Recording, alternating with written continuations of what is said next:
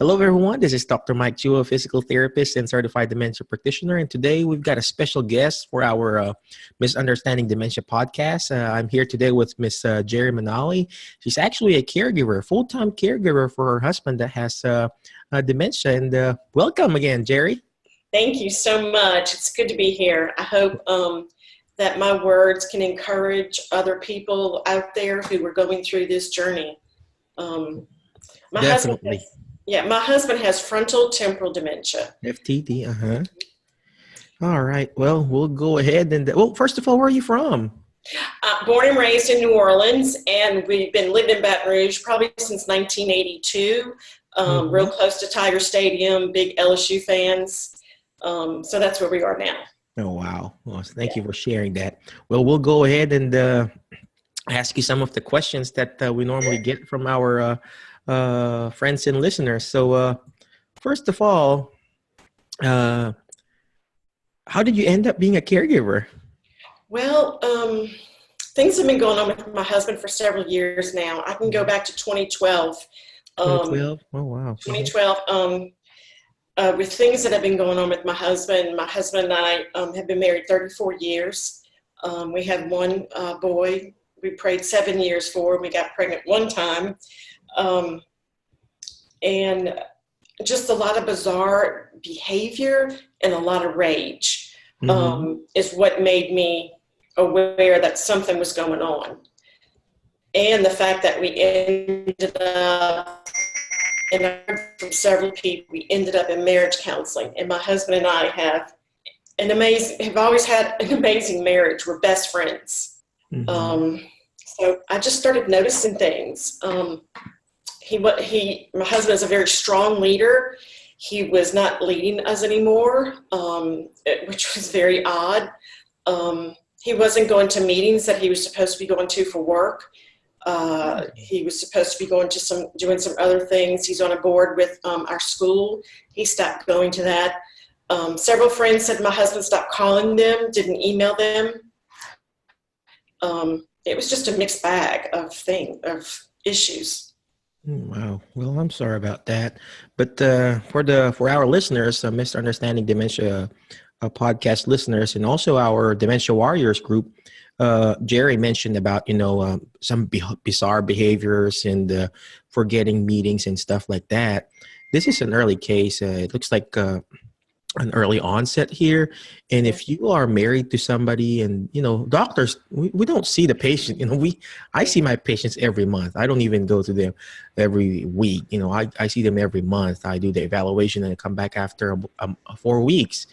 You if you're listening right now, you're married to somebody who is having some bizarre behaviors, some, anger issues, and denial issues, do what Jerri did. First they obviously went to a counselor and they did that. And then after that, they finally figure out it's more like a medical issue. So if you are married to somebody right now that are having issues like that, go and have a counselor and a medical checkup. It won't hurt. So thank you for sharing that. So it took a while for us to get a diagnosis. The first diagnosis they gave us in 2016 was mild cognitive impairment, MCI. Okay.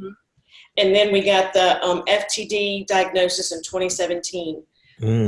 It was hard getting the diagnosis. It really was. That was a challenge. And once I got the diagnosis, there was so much relief, even though it is an awful diagnosis. But just to know that I'm not crazy, and it was just hard. That was just hard. You know what? That is so true. I mean, I wanted to highlight that, especially for our listeners right now, or some, our dementia warriors. It started with MCI. What is MCI? Mild cognitive impairment. And then it progressed to FTD, frontotemporal dementia. And Jerri mentioned here that it was such a relief. Why? Not because her husband has dementia or FTD, but because you know what you're dealing with now. So a proper diagnosis is very important. So if you're listening right now, you have to have this proper diagnosis. A lot of people there, I teach the Alzheimer's disease and dementia care seminar, And a lot of even the nurses who attends, I would ask them this question: Do you want to know if you have dementia or Alzheimer's? And they would always say no. They don't want to know it. And I said, at the back of my head, I said, no, you want to know what you're dealing with. You cannot shoot that basketball without knowing where the actual hoop is. You Mhm. cannot treat something, you cannot deal something if you don't know what your main diagnosis. So thank you for pointing that out, Jerry, that we need the proper diagnosis to get that relief, not because you want to know you have dementia, but you want to know what you're dealing with. So thank you for Right. that. Mhm. So Yeah. Um, so let's see. well, next question is, what is your major struggle? My major struggle is when When because with any type of dementia, there, especially with FTD, there's nothing out there. I mean, you go to these big websites like Mayo Clinic, and they just tell you there's nothing for this type of dementia. Mhm. It's just when.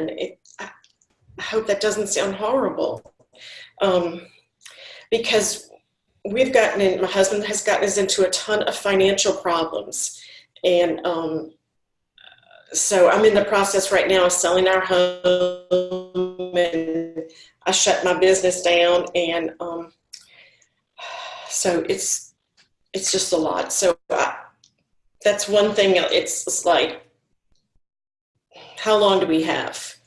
How long do we have? We just took we used to go to Disney every year. We just took a Disney trip, and my son and I feel like that's the last time we'll be able to go there as a family, and that was a blessing that we could do that. But that's something that I see with some of my closed Facebook friends with dementia. We just don't know when. And I think it was like that for cancer, years and years ago. So, and just that there's nothing out there. What they do is they treat this. We go to a psychiatrist who does all of Frank's meds, and what he does is he treats, his behavior. Mhm. So yeah, that's it. And it's just the time. I just don't know. Like, I just don't know, and that's Well, hard for me. that is so, you hit that right, exactly the nail in the head, because when my father was about to die, Hmm. we don't know when, I Right. went, I went to California and went back here in Tennessee and just don't know. I mean, Yeah. as a medical professional, I know when it's there and then, but with dementia, it's difficult because one day they're okay, and then the following day they're totally different. And, Exactly. Exactly. with sundowning and everything, it's just, Mhm. That's is it. this real medical, or is it just psychological, or is it something going on? So yeah, I think that's one of the major struggles that we encounter as a caregiver. So next question, Jerry. I know this really emotional time for you, but I know that this test that you're going through, will be a testimonial for other people too. So, Yes. and maybe they can learn not just one or two, learn a lot from you. So, Right. why do you think caregiver, experience burnout? I think caregivers burn out because they either cannot take a break, where they cannot financially go and stay someplace for a few days and get away, or I think this going away and getting a break at least 2 or 3 nights is huge, has been huge with me. Um, I go every other month. I try and go every other month. I won't be able to do that right now, but I go stay at an Airbnb with another friend, not far from the house, just like an hour away. But if I didn't have money to do that, I would go stay at a friend's house, Mm-hmm. because someone who has an extra bedroom, even my mom's house, just to get a break. There you go. Hmm. There you go. This is one thing that we really experience, and see a lot in our groups that we participate, the Alzheimer's and dementia support group that we participate in. Most of the time, they take care of the patient or their loved ones 24/7, 7 days a week, 365 days a year. And just imagine this: you're doing it 24/7. Nurses, they come in 12-hour shift. Doctors, they come in like, let's just say 24, 48-hour shift. They rest after that. You as a caregiver, this is not your, you can be called professional caregiver, but you need a rest. Even God himself rested on that seventh day. God, all knowing, all being at the Alpha and Omega, and he rested on the seventh day. And imagine that every 7 days he rested. And what more for us caregivers? If you're taking care of a loved one right now, 24/7, 7 days a week, you need to find rest for yourself. So follow Jerry's advice. If you don't have the finances to do a 3-day Airbnb, go find somebody, to stay with your loved one, and go with your friends or family members. So thank you for sharing that. Mm-hmm. I have a friend that comes every Thursday and takes Frank to breakfast, and that is just like so wonderful. There you go. You need friends. You need support group. So like what I always say, if you're listening, Dementia Warrior and in our MisUnderstanding Dementia podcast now, you need to find friends and support group in your community, not just online. Because online is good. There's a purpose and time for that. But you need to find somebody locally in your area. Here where I live at, we've got the support group here in Union City, Alzheimer's Association support group. And there, not necessarily Alzheimer's support group. There's a lot out there. Stroke support group, caregiver support group, Alcohol Anonymous support group. There's a lot there. You don't have to be alcoholic to go to Alcohol Anonymous. Just go there and find friends. And you need friends. You need family and friends to go through this struggle that we're having right now. So next question, Ms. Jerri, is what do you think helped you in this journey, and how are you coping with it? So I'm a Christian. I'm surrounded by an incredible group of friends that love the Lord, and they're just amazing. I just have an incredible group of friends that hold me up. One group is called Team Manale, and 6 people. And I'm on a text with them, and if I need anything, or I need them to pray, I just shoot it right to them. Oh, wow. Oh, wow. This is what I'm talking about. You need to find group, good, positive, uplifting people. And I'm not saying go to Christian church, but find a good support group. And, most of the time it's at a church. If you don't have a church family right now, I think this is the perfect time. If you're listening right now and you don't have a good church family, go find a good Bible-based church. I'm not asking you to be a Christian or something like that. Just try. And the church that we go through here in First Baptist Church, they have a lot of support group, visiting group. What else? A lot of group. They have certain ministries for each other. And look at Miss Jerri. She's surrounded herself with winners, and you got to surround yourself with winning people too. But because you are the average of the 5 people you're hanging out with, you got to find groups that will bring out the best in you too. So absolutely. And I'm in a group with the Alzheimer's Association group here, and in the group, there's probably 7 of us, and 3 of us, our spouses have FTD. And I go there once a month, and I love them. There you go. There you go. And learning from each other, Yes. Hey, this worked for my husband, this worked for my wife, this worked for mom. Maybe it will work for you too. If it's not, it's another day, another learning. So that's so good. That's so good. Next question would be, what is the one thing that you wish you knew before all of this happened? I don't even know how to answer that. I just don't know. I don't have an answer for that question. I don't know. Well, you know what? Sometimes in life we don't know the answer and bring it up everything to God, right? That's a good answer there. And last but not least, this last question here is, what advice you can give to other caregivers? I think I already had this in place, and I didn't know I had it in place with our attorney. But years and years ago, my husband and I did our wills, and we signed papers where if he was impaired, his brain was impaired, or mine was, then they took over the power of attorney. I already had that in place. I have the power of attorney for medical and financial, and that is huge.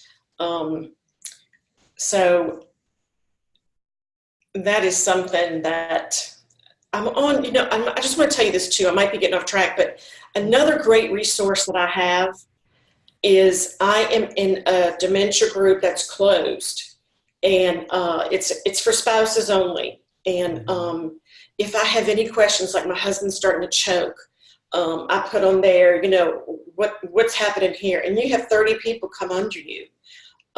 There was a man on there one time that did like a demo of how he changes, his wife's, diaper and all like that. It was perfect. I mean, so that's where I get the wealth of my information from, is that group. Here you go. That's very good. Thank you for sharing that. So what's the name of that group again? It's FTD Spouse. FTD Spouse. Okay. If you're married to somebody who has FTD, go ahead and join that group. Some are paid, some are not. You got several groups that are paid, but go find that one support group that is really ideal for you, a specific niche for you. So again, thank you very much, Jerri. Appreciate you. But before we close this interview, any last parting words or any special encouragement or last tip that we can learn from you? Because we do have FTD, and because I do deal with rage, I have a friend that's not far from me that if I call her, she's coming. That's something I've had to put in place because we have dealt with that. The most important doctor that I have for my husband is his psychiatrist, because if he got out the car one day and was walking away, I called the psychiatrist and he adjusted meds. He is my key man. Here you go. Yeah, you need to, to have a direct number to your psychiatrist, your doctor, and everything. This is, a life and death situation. You need to learn how to have a good relationship with your physician, have a good relationship with the nurses that goes to your house or whatever, or even therapists, to know what kind of technique you can do for your loved ones. So, but before we finish, I would like to reiterate what you said about the living will and the POA. And this is very important. So if you're listening right now, if you don't have a living will and a POA or any advance directive, do it now, as early as now, because time will come, you're going to be needing this. And that's that's the one that we didn't do with my dad. We had a hard time deciding, and it was just an emotional time. Nobody wanted to decide. Right. So if you got all this in place, you don't have to worry about, because you and your family member have decided one certain decision and one less decision to worry about. So, again, and another thing, I'm just going to interrupt you. Another thing that my husband and I talked about is, we don't want feeding tubes. We things like that. Like I learned that in that Alzheimer's group, is that, do you still want water? They were talking about, there was some kind of form. And so my husband and I have talked about that. You want to be cremated, you want to be buried. So we've done all that. That's good. Always planning. If you fail to plan, you plan to fail. So again, thank you very much, Miss Jerri. Appreciate you. Thank you guys for listening to our podcast today, and hope you have a great day. Bye-bye.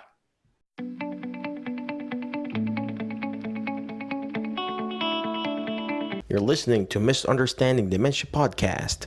This episode is brought to you by MisUnderstanding Dementia course, and you can put in 50 to get a 50% discount on the course. Thank you.